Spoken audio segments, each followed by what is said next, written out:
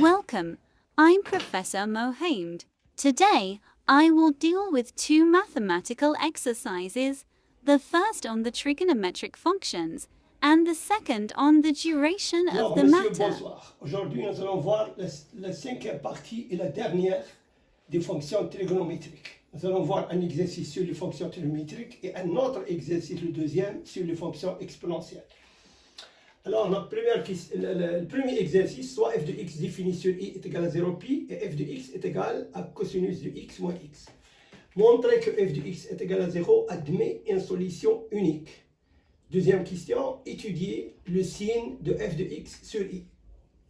Alors, on pose f de x est égal à 0, implique que f de x moins x est égal à 0. Alors, tout d'abord, on va calculer f de 0. f de 0 est égal à cosinus de 0 moins x est égal à 1. Et f de pi est égal à cosinus de pi moins x est égal à moins 1 moins pi est égal à moins pi plus 1. Ainsi, f de 0 supérieur à 0 et f de pi inférieur à 0. D'après le théorème des valeurs intermédiaires, il existe un alpha appartenant à 0 pi tel que f de alpha est égal à 0. Maintenant, on va calculer la dérivée de f de x. Alors, f' de x, c'est moins sinus de x moins 1. Cosinus, ça donne moins sinus et moins x, c'est moins 1. Donc, quel que soit x appartenant à 0 pi, sinus de x il est toujours supérieur ou égal à 0 dans cet intervalle, 0 pi, comme on a vu la dernière fois, implique que moins sinus de x est inférieur ou égal à 0, implique que moins sinus de x moins 1 inférieur ou égal à moins 1. Donc, f' de x est inférieur ou égal à moins 1, il est donc inférieur à 0. Ceci implique que f est strictement décroissante sur i est égal à 0 pi. Il s'ensuit que le réel alpha est unique. Il existe un alpha appartenant donc à 0 pi, f de alpha est égal à 0. Maintenant, on va étudier le signe de f de x sur i 0 pi. On a donc f' de x inférieur à 0. F est strictement décroissante. Si donc x est compris entre 0 et alpha, ceci implique que f de x est supérieur à f de alpha, car la fonction est décroissante. Et si x est compris entre alpha et pi, alors f de x est inférieur à f de alpha. Or, f de alpha est égal à 0. Ceci implique que f de x est supérieur à 0 si x est compris entre 0 et alpha, et elle est inférieure à 0 si alpha inférieur à x inférieur à pi. Dans ce tableau de variation, nous allons voir ceci. Alors, nous avons x, 0 et pi. Et nous avons alpha est égal à 0. f' de x, il est toujours négatif. Donc, la fonction décroissante.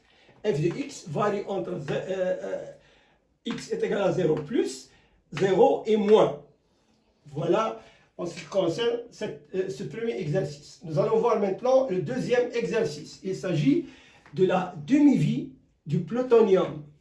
Il a comme symbole chimique Pu 239. La demi-vie de ce plutonium s'élève à 24 360 ans. Combien reste de 1 kg de plutonium 239 après 100 ans? Alors, supposons que H, c'est demi-vie. Et lambda, c'est la constante de désintégration ou décomposition. Alors, on écrit M0, c'est la masse totale de E lambda T, est égale à 1 demi M0, c'est demi-vie. Implique que E lambda H est égal à 1 demi, implique donc que le logarithme de E lambda H est égal à log de 1 sur 2, implique que lambda H est égal à moins log de 2. Donc, lambda est égal à moins logarithme de 2 sur H. Lambda, c'est la constante de décomposition ou de désintégration de la matière. H, c'est 24 360 ans, c'est demi-vie. Alors, qu'est-ce que...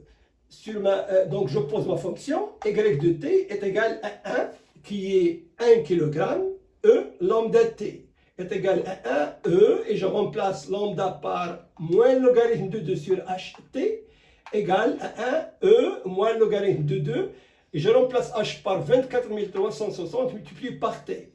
Alors, pour t est égal à 0, Y de 100 est égal à 1e moins le logarithme de 2 sur 24 360 multiplié par 100 est égal à 100 et ça donne à peu près 0,997 kg. Donc, Y de 100, il est à peu près à 0,997 kg. Donc, ma conclusion, je dis, après 100 ans, 0,997 kg de plutonium 239 reste encore disponible. Donc, en 100 ans, seuls 3 grammes de plutonium 239 a été décomposé ou désintégré. À titre d'information, je dirais que l'os humain, on le mesure par c'est-à-dire le carbone 14. Et la demi-vie du carbone 14, c'est 5770. Voilà, à titre d'information. Merci et à très bientôt.